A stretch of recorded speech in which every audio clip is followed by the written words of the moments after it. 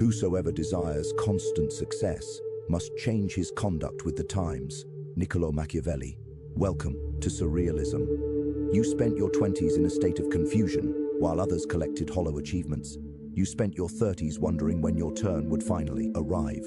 Now, in your 40s, you find yourself questioning if you missed the window entirely. Everywhere you look, the world is shouting about its progress, promotions, second homes, early retirements.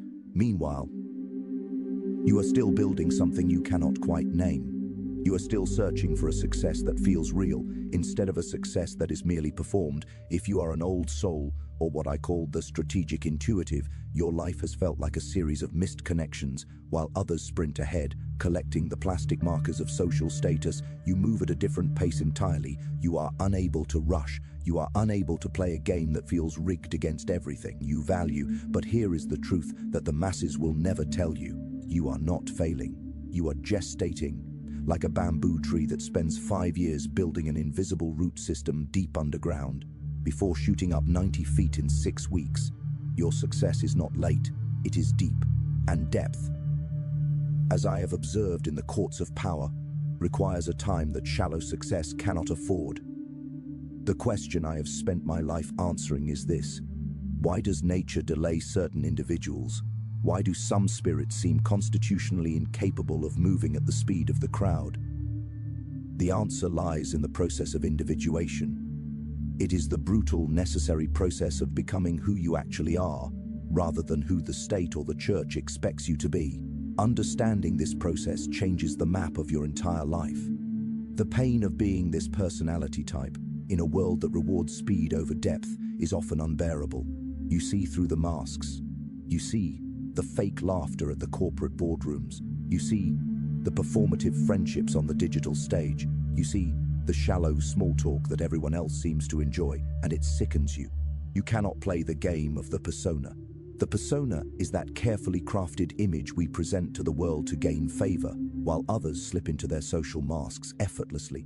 Like putting on a comfortable jacket, you stand there exposed. You are raw. You are unable to fake enthusiasm for things that feel hollow to your core. Every networking event feels like a betrayal of your sovereign territory. Every job interview where you must sell yourself feels like the prostitution of your authenticity. Every social gathering where you are expected to engage in meaningless chatter drains you so completely that you need 3 days of isolation to recover. Society will punish you for this. They will call you slow. They will call you lazy. They will label you as oversensitive or not a team player. These labels stick to you like tar, and after hearing them for decades, you start to believe them. You start to believe that you are the problem. But I tell you, I have lived this conflict myself. I have watched the puer aeternus, the eternal child, who chases novelty and surface-level gold. They are pure energy, collecting experiences like trinkets. They climb ladders without ever checking to see if the ladder is leaning against the right building. They check boxes because society handed them the pen. They date because they are told to date. They buy because they are told to buy. But you were born with old soul energy. You cannot rush the foundation of a fortress. You cannot build on ground that feels shaky. When others were out seeking the spotlight, you were home, reading the masters of philosophy. When others were networking, you were walking alone in the silence of nature, trying to understand why existence feels so heavy. When others were celebrating shallow victories, you were wrestling with questions that have no easy answers. This made you seem like a failure in your youth, but I assure you, it was the ultimate preparation for a kind of success they cannot even comprehend yet. The loneliness of the strategist cuts deeper than any career setback. You feel like an alien in your own generation. At the gathering, you are the one in the corner, exhausted by the noise. You can feel the energy required to perform interest in their trivialities, and it is too expensive to pay. At work, you are the black sheep who asks the uncomfortable questions. Why are we doing it this way? What is the actual purpose of this project? Is anyone else bothered by this obvious contradiction?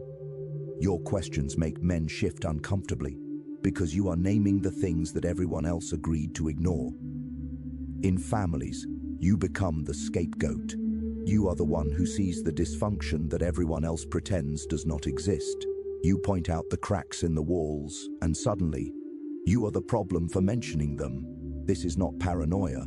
Highly conscious individuals always threaten the collective agreements that keep the group comfortable. Your presence makes people uneasy. Why? Because you are a mirror. You are showing them the reflections they are not ready to face. And men always hate the mirror that shows them an unflattering truth. While your peers are building impressive resumes, you are building something far more dangerous: character. I call this the architecture of depth. You refuse to stack achievements on shaky foundations. You will not take the position that requires you to compromise your soul, even if it pays in gold. And everyone tells you that you are stupid for turning it down. You will not enter a relationship just to avoid the silence of the room. Even though being alone feels like a social death sentence, you will not pretend to believe in things you know are lies, just to fit in, even though fitting in would make your life 1,000 times easier. To the outside world, this looks like failure. Your bank account is smaller, your status is lower, your social circle is empty. But empaths are not broken. They are alchemists in progress. In my work and in the teachings of surrealism, we know that you are refusing to build a life on lies. This refusal slows you down in the short term, but it saves you from the total collapse that is coming for everyone else. The people who sprinted ahead will hit walls in their late 30s that will destroy them. They will realize their ladder was against the wrong building. They will wake up and realize they have been living someone else's life. But you will be ready, because you chose depth over speed. The world is a theater of appearances, but for the late bloomer, for the soul that refuses to be hurried, the mask is too heavy to wear. I've observed that most people are addicted to the persona. They have become so practiced at their roles that they have forgotten they are even performing. They wake up, put on the professional face, the happy parent face, the ambitious citizen face. And they do this because they are terrified of the void that exists beneath the performance. But you were born with a defect in your ability to deceive yourself. Your depth would not let you join the parade. Every time you tried to fit in, every time you tried to mimic the shallow enthusiasm of your peers, something inside you revolted. It felt like a physical sickness. It felt like you were selling the gold of your soul for the copper of social approval. And so, you stayed behind. You stayed in the shadows while others basked in the artificial light of early success. What truly separates you from the crowd is that you were forced to confront your shadow early. In my observations of power, the shadow is everything about yourself that you refuse to acknowledge. The darkness, the selfishness, the capacity for cold, calculated cruelty that exists in every human heart. Most people spend their entire lives running from this reality. They numb the shadow with success. They drown it in substances. They distract it with endless social media scrolling. They do anything to avoid being alone with the uncomfortable truth of who they are. But people like you did not get that luxury. Your depth forced you to face what others successfully avoid until it is too late. You have lived with the depression. You have lived with the existential dread and the 3 a.m. panic about the meaninglessness of the grind. You have looked into the mirror and realized that you are not always the hero of your own story. Sometimes you are the villain. Understand this clearly. These are not signs that you are broken. These are signs that you are integrating the parts of yourself that most people will not touch until a midlife crisis forces their hand. I believe that confronting your shadow early makes you psychologically invincible later, when you have already walked through your own internal darkness. Very little in the outside world can destabilize you. You become immune to the superficial fears that control the masses. The fear of what people think, it is gone. The fear of missing out, it has no power over you. The fear of failure, you have already failed 1,000 times in the silence of your own mind and survived. This gives you a kind of power that the early achievers cannot access.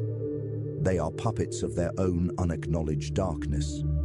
They are manipulated by their need for applause because they have no internal foundation. But you already know what is in the basement. You have cleaned the cobwebs. You have named the demons. You play the long game because you see patterns that others are too distracted to notice. This is strategic intuition in action. You can sense when a relationship is heading toward a cliff, even when everyone else sees only romance. You can feel when a career path is a dead end, even when it comes with a high salary and impressive benefits. You can detect a lie, not because of the words spoken, but because the energy of the speaker does not match the frequency of the truth. This pattern recognition is a gift, but in your youth, it felt like a curse. People called you negative, they called you pessimistic, or an overthinker who was killing the vibe. But you were not overthinking. You were simply seeing clearly. And seeing clearly in a world built on collective delusion is an exhausting task. Your intuition works like a weather forecast for human behavior.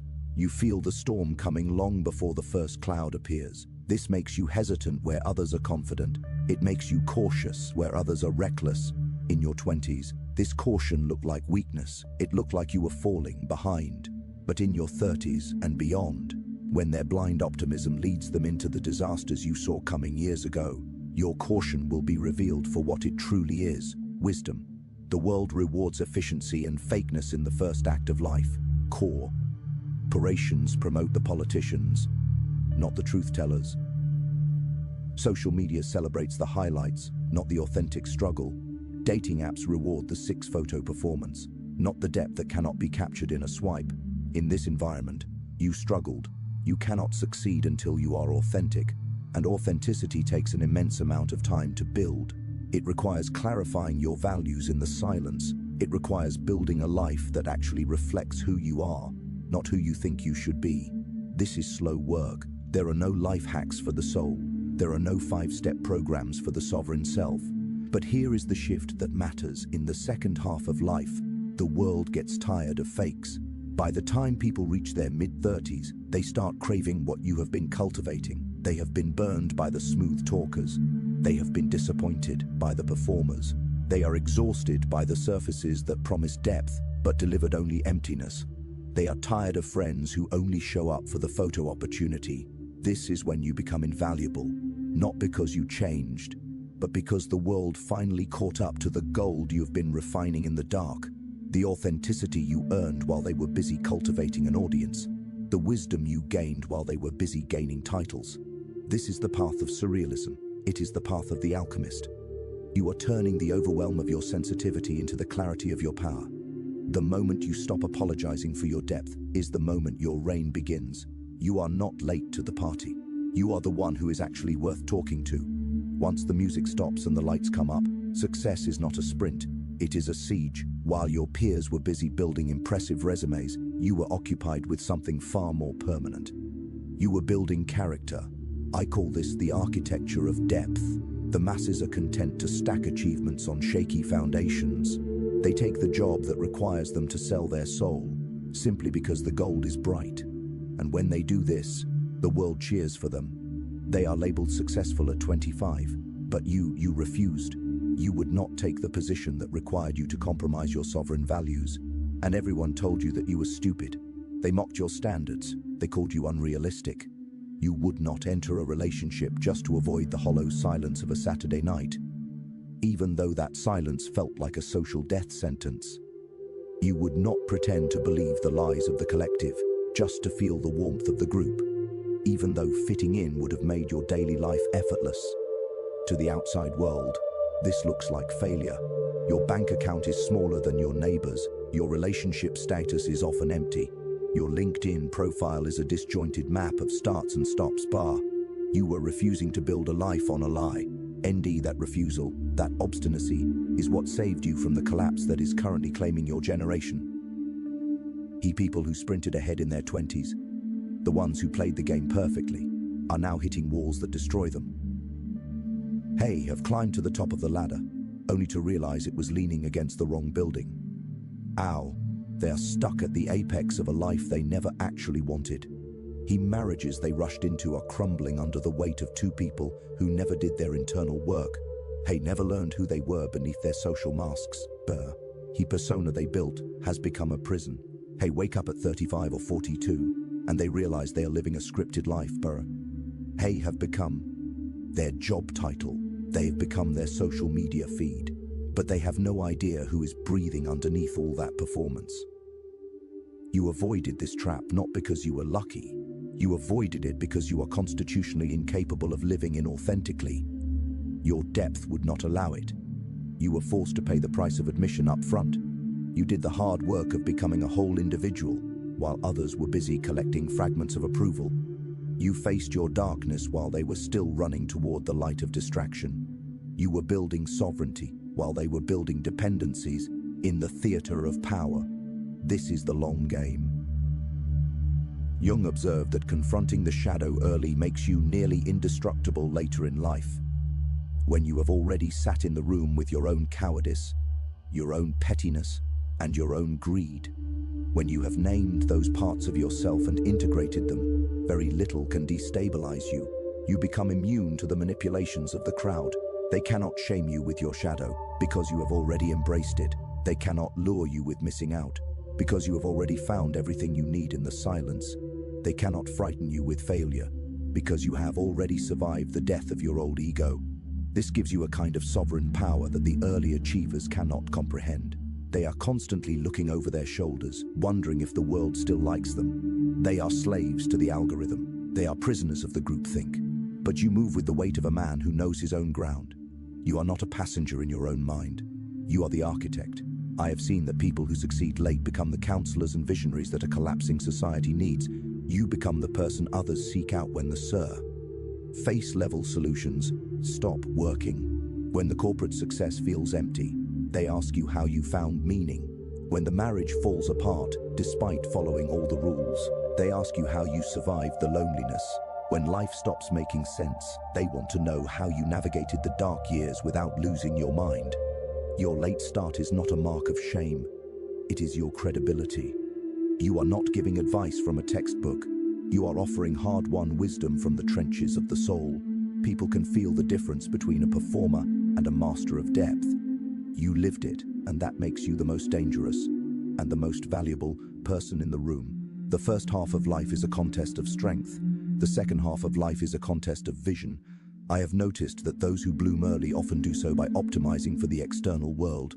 They are the predators of the surface. But you, the one the world calls slow, you have been forced to develop internal resources that they have never even imagined. You have learned how to be alone without being lonely. You have learned how to find meaning in activities that do not impress a single person. You have learned how to validate your own existence when the collective was silent. These are not soft skills. In the world of surrealism, these are survival superpowers. The masses fall apart when the applause ends. They crumble when the external validation dries up. They lose their identity when their job title is taken away. But you already built your internal citadel out of necessity. You built it during those long years of being told you were not enough, while knowing deep down that you were more. That internal foundation is priceless. It cannot be bought and it cannot be stolen. Through your isolation, you developed what I call psychological mindedness. This is the rare ability to observe your own mental processes in real time. Most men live their entire lives as passengers in their own bodies. They are carried along by unconscious reactions, inherited beliefs, and social programming they never bother to examine. But you became the pilot. You had to. Your sensitivity forced you to understand the machinery, because misunderstanding it was too painful to endure. Every mistake you made cut deeper. Every failure felt like a mortal wound. So you paid attention. You noticed the patterns. You did the work of self-understanding that the successful crowd avoids until a crisis forces their hand. This psychological clarity makes you adaptable in ways others can never be. When life changes, when the markets crash, when the plans fall apart, you can adjust. Why? Because you know yourself well enough to navigate unknown territory without a map. The sprinters panic when the scripts stop working, but you have been writing your own script for decades. You know how to improvise. You know how to find meaning in the center of a storm. You know how to rebuild from the ashes, because you have already done it a dozen times in the shadows of your youth. There is a profound freedom in being a late bloomer. You learned resilience when the stakes were low. You failed small and often in your 20s. Relationships that didn't fit, jobs that weren't right, projects that vanished into the void. Each of these failures was a lesson in the art of survival. They taught you that endings are not deaths. They taught you that starting over is not a defeat. It is a tactical reset. By the time you reach your mid-30s and 40s, you have a relationship with failure that the early achievers simply do not have. They are terrified of falling, but you already know the ground. You know how to get back up. This makes you almost impossible to break. The world rewards fakeness in the beginning, but it demands substance in the end. Corporations promote the politicians who play the social game. Social media rewards the curated highlights. Dating apps reward the superficial performance. In this environment, you were the loser. But as the years pass, the world grows weary of the performers. By the second act of life, people start craving authentic depth. They have been burned by the smooth talkers. They have been betrayed by the high achievers who had no soul. They are tired of friends who only appear for the Instagram moment. This is when the bamboo tree finally breaks through the soil. The moment you stop apologizing for your depth is the moment you begin to win. Not because you learned to play their game, but because you stopped playing it entirely. You built something real while they were building facades, and in a world of temporary everything, real is the only thing that lasts. Your time is not coming. Your time has been earned through every hour of silence and every year of questioning. The foundations are set. The roots are deep. Now, we begin to rise. There is a transformation that occurs in what the ancient Greeks called metanoia, a radical turning of the mind. For the person of depth, for the one who has endured the slow gestation, this moment arrives like a silent storm in your 30s or early 40s. You wake up one day and you realize something profound. You are done. Done apologizing for your pace. Done explaining your silence to those who only understand noise. Done trying to convince the blind of the colors you see in the dark. This is the moment the sovereign within you takes the throne. You stop trying to speed up to match the frantic, hollow rhythm of the crowd. You stop caring whether the early achievers approve of your trajectory. You lean fully into your depth, your weirdness, your sensitivity, and your obsession with meaning. You accept that small talk will always be a drain on your spirit. You accept that you will never be the life of the party in a world that is addicted to surface-level stimulation. And then, something miraculous happens. The moment you stop trying to fit in, you begin to dominate on your own terms. Why does this happen now? Because you built something real while everyone else was building a facade. In the theater of power, real always wins the long game. Facades are brittle. They require constant maintenance. They depend on the applause of a fickle audience to stay upright. But your life is built on stone. You did not peak at 25, only to spend the rest of your days trying to recapture a lost glory. You did not burn out at 35 because you were chasing a ghost that society told you was success. You have been doing the work that matters, integrating the self. Look at your peers who sprinted ahead. By the time they hit 40, they are often hollow. Their marriages are based on social contracts, not soul connections. Their careers are gold-plated cages where they perform roles they hate for people they don't respect. They have become their job titles, their credit scores, their property values, but they have no internal world. When the lights go out, they are terrified because they have never sat in the dark with themselves. But you are a master of the dark. You have been living there for years. You have already questioned everything. You have already faced the void and found the light within it. This makes you almost impossible to manipulate. The threats that work on the masses, the threat of being cancelled, the threat of falling behind, the threat of being alone, have no teeth when used against you. You have already been cancelled by the group. You have already been alone. You have already been behind, and you survived. This survival has gifted you with a level of internal authority that is terrifying to those who live for approval. You are not a passenger. You are the architect. In the second half of life, the world starts to break. The shallow systems of the first act begin to crumble. Midlife crises, divorces, career collapses, the loss of youthful beauty. When the surface cracks, the world desperately looks for people with depth. They seek the ones who didn't skip the hard work. They seek the counselors, the visionaries, the ones who can navigate the storm because they have the roots to withstand it. You become the magician of your community. People will come to you when their step-by-step programs fail. They will seek your wisdom when their life hacks break. They will want to know how you stayed so solid when everything else was melting. And you will look at them with the calm eyes of a man who did the work in the shadows. You won't have to sell yourself anymore. Your presence, your substance, will be the only marketing you need. The success of the late bloomer is sustainable. It is not an ego trip that requires constant external validation. It is not a performance that ends when the curtain falls. It feels like destiny, like you are finally stepping into a role that was written for you before you were even born. While others are trying to recapture their youth, you are finally entering your prime. Every year that passes, you get stronger. Every grey hair is a mark of a battle won. Every scar is a piece of character integrated.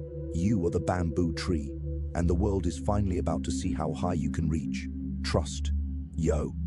Timeline. The ego creates arbitrary deadlines, but the soul operates on architectural time. The depth you are building cannot be microwaved. The sovereignty you are cultivating cannot be rushed. You are right on schedule. The great realignment is coming, and you are the only one prepared to lead it. Stay unbreakable. Stay surreal. There is a profound truth that I have observed in the mechanics of human history. The rarest personality succeeds later, because the rarest success requires the rarest preparation. You have spent years in a state of what the world calls stagnation. But in the laboratory of surrealism, we call this the great conditioning. While everyone else was optimizing for external applause, you were forced to develop internal resources that are now becoming your greatest weapons. The first power you developed is the ability to be alone. Most men are terrified of their own silence. They need the noise of the crowd, the distraction of the screen, and the validation of the peer group to feel alive. If they are left alone in a room for an hour, they begin to decompose. But you have mastered the void. You learned how to be alone without being lonely. You learned how to find meaning in the depths of your own mind. This makes you untouchable. When a man does not need the approval of the group to feel whole, the group loses all power over him. You cannot be shamed into compliance. You cannot be seduced by shallow popularity. You are rooted in a soil that the wind of social opinion cannot reach. The second power you developed is psychological resilience. You failed small and often in the shadows of your youth. While the early bloomers were experiencing a string of easy victories, you were experiencing a string of calculated defeats. Each of these setbacks was a vaccine against the fear of failure. Why? Oh, know how to fall down. And you know exactly how to get back up. You know how to lose everything and rebuild from the ashes. This makes you dangerous. In the second half of life, the stakes get higher. The storms get more violent. When the early achievers hit their first real crisis at 40, they often shatter like glass. They have never practiced starting over. But you are a veteran of the reconstruction. You sit in the ruins with a calm heart because you know that you are the only tool you ever truly needed to build. The third power is pattern recognition. This is the intuitive sight that others call overthinking. Because you moved slower, you had more time to observe the mechanics of human behavior. You watched the rise and fall of egos. You noticed the tells of the deceiver and the cracks in the masks of the confident. You can feel the ending of a situation before it even begins. You can sense the rot in a partnership, the lie in a promise, and the trap in an opportunity. In your youth, this made you hesitant, but now, it makes you a grandmaster. You no longer waste your energy on dead-end paths. You no longer bleed for people who are destined to betray you. You move with a cold, strategic precision, because your intuition has been sharpened by decades of quiet observation. The world rewards the fast in the beginning, but it bows to the solid in the end. Corporations, governments, and families are currently starving for authentic authority. They are tired of the performers who look good on paper but collapse under pressure. They are tired of the high achievers who have the skills but no character. They are looking for the ones who did the work in the dark. They are looking for the ones who didn't skip the individuation process. They are looking for you. Your late start is not a handicap. It is your infiltration strategy. You are entering the arena when everyone else is already exhausted. You are bringing fresh depth to a shallow world. You are bringing character to a theater of masks. The alchemist's path is not about catching up to the world. It is about letting the world realize it has been running in the wrong direction all along. You are not behind. You are simply coming from a deeper place, and depth, once it breaks the surface, is unstoppable. Nature creates few men brave, but system and training make many. Niccolo Machiavelli. We reach now the final threshold. The world has told you for decades that you were a passenger, a spectator in a game you arrived at too late to win. But in the laboratory of surrealism, we know the truth. The party didn't end before you arrived. The party was merely a distraction, designed to occupy the weak, while the architects were busy building the real world in the dark. The success you are approaching now is not a lucky break. It is a calculated inevitability. You are the bamboo tree that has finally pierced the surface. You are the stone fortress that has finally been completed. And now, you must exercise the architect's command. This is the psychological shift where you stop asking for permission to exist. You stop explaining your timeline to those who lack the vision to see it. You stop seeking the approval of the early bloomers who are now, secretly, terrified of your depth. The rarest personality succeeds later because it refuses to be a successful shell. You chose to be a whole human being. It was painful, it was lonely, it was excruciatingly slow. But look at what you have produced. You have produced a human being of such substance, such clarity, and such power that you change the frequency of every room you enter. You do not need to network. Your presence is a gravitational force. You do not need to sell. Your character is the only contract that matters. You do not need to perform. Authenticity is the only currency that survives the collapse of empires. Machiavelli understood that the masses follow the appearance of things, but the wise follow the essence. The second half of your life is the era of the essence. While others are scrambling to keep their masks from slipping, you are standing exposed and you are invincible. You have already faced your shadow. You have already sat with the void. You have already been late, behind, and alone. And in doing so, you have become the only kind of person who can truly lead. Someone who knows the way because they walked it in the dark. Someone who cannot be bought because they have already found everything they need within. Your late start was your greatest deception. It allowed you to build a foundation that others cannot sabotage because they don't even know it's there. It allowed you to develop a sensory system that detects lies before they are spoken. It allowed you to become the sovereign of your own fate. The world is currently in a state of deep psychological hunger. It is starving for people who are real. It is starving for the late bloomers, the magicians, the counselors, the architects. The time of the sprinter is over. The time of the strategist has begun. Trust your timeline, for the soul does not wear a watch. The ego panics at the calendar, but the sovereign looks at the foundation. Your roots are deep enough to support a skyscraper. Your character is solid enough to withstand a hurricane. Your mind is clear enough to see through 1,000 illusions. You are not failing. You are winning the long war. Step into the light. The world has been waiting for someone exactly like you, even if it didn't know it. Welcome to the reign of the sovereign. Stay unbreakable. Stay surreal.